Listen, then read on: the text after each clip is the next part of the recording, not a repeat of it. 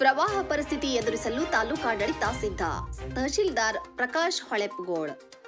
ಬೆಳಗಾವಿ ಜಿಲ್ಲೆ ಪಶ್ಚಿಮ ಘಟ್ಟಗಳಲ್ಲಿ ಭಾರೀ ಮಳೆ ಆಗುತ್ತಿರುವುದರಿಂದ ರಾಜ್ಯದ ಜಲಾಶಯಗಳ ನೀರಿನ ಮಟ್ಟ ದಿನದಿಂದ ದಿನಕ್ಕೆ ಏರಿಕೆಯಾಗುತ್ತಿದೆ. ಜಲಾಶಯಗಳ ನಿರ್ವಹಣೆ ಮತ್ತು ಭದ್ರತೆ ದೃಷ್ಟಿಯಿಂದ ನದಿಗಳಿಗೆ ಅಪಾರ ಪ್ರಮಾಣದಲ್ಲಿ ನೀರನ್ನು ಹರಿಯಬಿಡಲಾಗುತ್ತಿದೆ. ಅದೇ ರೀತಿ ಮುನ್ವಳ್ಳಿಯ ನವಿಲು ತೀರ್ಥ ಜಲಾಶಯದಿಂದ ಮಲಪ್ರಭಾ ನದಿಗೆ ಸುಮಾರು 12,000 ಕ್ಯೂಸೆಕ್ ನೀರನ್ನು ಹರಿಬಿಡಲಾಗಿದೆ.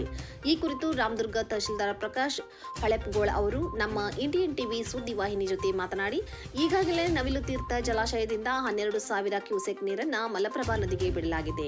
ಆದ್ದರಿಂದ ನದಿ ಪಾತ್ರದಲ್ಲಿರುವ ಜನರಿಗೆ ತಮ್ಮ ಜಾನುವಾರುಗಳೊಂದಿಗೆ ಕೂಡಲೇ ಸುರಕ್ಷಿತ ಜಾಗಕ್ಕೆ ತೆರಳುವಂತೆ ಈಗಾಗಲೇ ತಾಲೂಕಾಡಳಿತದ ವತಿಯಿಂದ ಡಂಗುರ ಸಾರಲಾಗಿದೆ.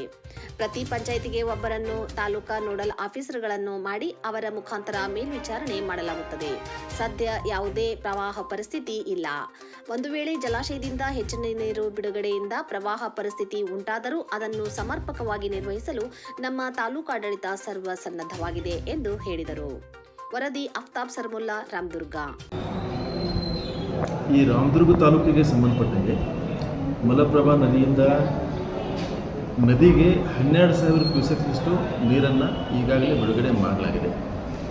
12,000 ಕ್ಯೂಸೆಕ್ಸ್ ನೀರು ಬಿಟ್ಟಿದ್ದರಿಂದ ಸುಮಾರು ಒಂದು 8ರಿಂದ 10 ಹಳ್ಳಿಗಳಲ್ಲಿ ಅಗ್ರಿಕಲ್ಚರ್ ಲ್ಯಾಂಡ್ನಲ್ಲಿ ಒಂದು 8-10 ಪ್ಲಾಟ್ಗಳು ಪ್ರತಿ ಹಳ್ಳಿಗಳಲ್ಲಿ ಆ ಥರ ನೀರು ಹೋಗಿ ಹತ್ತಿರುವಂಥದ್ದನ್ನು ನಾವು ಈಗಾಗಲೇ ರಿಪೋರ್ಟನ್ನು ತಗೊಂಡಿದ್ದೀವಿ.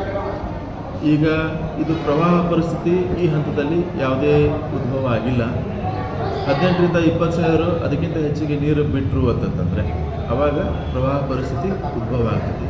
ಆದಾಗ್ಯೂ ಸಹಿತ ನಾವು ಎಲ್ಲ ನದಿ ತೀರದ ಏನು ಗ್ರಾಮಗಳದಾವು ಎಲ್ಲ ಕಡೆಯೂ ಡಂಗರ ಸಾರಲಿಕ್ಕೆ ಹೇಳಿವಿ. ಈಗಾಗಲೇ ಹೊಳೆಗೆ ನೀರು ಬಿಟ್ಟಿದ್ದರ ಸಲುವಾಗಿ ಪ್ರಿಕಾಷನರಿ ಮೇಜರ್ ಆಗಿ ಅಲ್ಲಿರುವಂಥ ಜನರು ನದಿ ತೀರಕ್ಕೆ ಹೋಗಲಾರ್ದಂಗೆ ತಗ್ಗು ಪ್ರದೇಶದೊಳಗೆ ಯಾರು ವಸತಿ ಮನೆಗಳನ್ನು ಮಾಡಿಕೊಂಡು ಅಲ್ಲಿ ವಾಸ ಆದಾರು, ಆಮೇಲೆ ಹೊಲಗಳೊಳಗೆ ಇಂಟೀರಿಯರ್ ಆಗಿ ಒಳಗಡೆ ತಗ್ಗು ಪ್ರದೇಶದಲ್ಲಿ ಅವರು ಗುಡಿಸಲು ಅಥವಾ ಮನೆ ಹಾಕೊಂಡು ಹೊಲಗಳು ವಸತಿ ಇರ್ತಾರೆ, ಅವರೆಲ್ಲರೂ ಸಹಿತ ಮುಂಜಾಗ್ರತೆ ಕ್ರಮವಾಗಿ ಎತ್ತರದ ಪ್ರದೇಶಗಳಿಗೆ ಹೋಗಬೇಕು ಅನ್ನೋ ದೃಷ್ಟಿಯಿಂದ ಡಂಗುರವನ್ನು ಸಾರಿವಿ. ಆಮೇಲೆ ಈ ಬಗ್ಗೆ ನಮ್ಮ ವಿಲೇಜ್ ಅಕೌಂಟೆಂಟು, PDO ಮತ್ತು ತಾಲೂಕಾ ನೋಡಲ್ ಆಫೀಸರ್ಗಳು, ಅಂದರೆ ಪ್ರತಿ ಪಂಚಾಯತಿಗೆ ಒಬ್ಬೊಬ್ಬರನ್ನು ನಾವು ನೋಡಲ್ ಆಫೀಸರ್ ಅಂತ ಹೇಳಿ ತಾಲೂಕಾ ಮಟ್ಟದ ಅಧಿಕಾರಿಗಳನ್ನು ನೇಮಕ ಮಾಡಿವಿ. ಅವ್ರಿಗೂ ಸಹಿತ ಡೈರೆಕ್ಷನ್ ಕೊಟ್ಟಿವಿ, ಇದನ್ನು ನೀವು ಕಂಟಿನ್ಯೂಸ್ ಆಗಿ ಮೇಲ್ವಿಚಾರಣೆ ಮಾಡಿರಿ ಅಂತೇಳಿ. ಇನ್ನು ಈ ಸದ್ಯದ ಹಂತದೊಳಗೆ ಯಾವುದೇ ರೀತಿ ಪ್ರವಾಹ ಪರಿಸ್ಥಿತಿ ಉದ್ಭವ ಆಗಿಲ್ಲ. ಒಂದು ವೇಳೆ ಮುಂದಿನ ದಿನಗಳಲ್ಲಿ ಅದು ಉದ್ಭವ ಆಯಿತು ಅಂತಂದ್ರೆ ಅದಕ್ಕೆ ಏನೇನು ತಯಾರಿ ಮಾಡ್ಕೊಳ್ಬೇಕು ಈಗಾಗಲೇ ನಾವು ತಾಲೂಕು ಆಡಳಿತದಿಂದ ಮಾಡ್ಕೊಂಡಿದ್ದೀವಿ.